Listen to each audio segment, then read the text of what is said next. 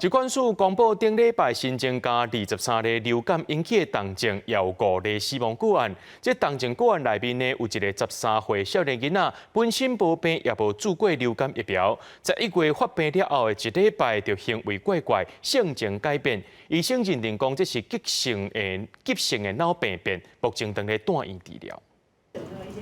流感疫情继续有警报，疾管署公布顶礼拜增加5例流感死亡病例，拢是50岁以上有慢性病成人。另外增加23例流感并发重症，其中年纪上细是7岁查甫囡仔，好加在治治疗了后已经康复出院。也毋过另外一位13岁北部少年，在1月中旬发病了后1礼拜出现异常行为，也有爱困脚的带定症状，医师检判是急性脑病变，目前由院咧住院治疗。 感染这个病毒啊，或者是细菌之后，那有可能因为这个虽然这个感染的症状有改善了，不过因为脑部的这个发炎的症状有持续，所以有可能出现这样子的这个急性的脑病变。那有时候可能会甚至有像这个个案的这些就是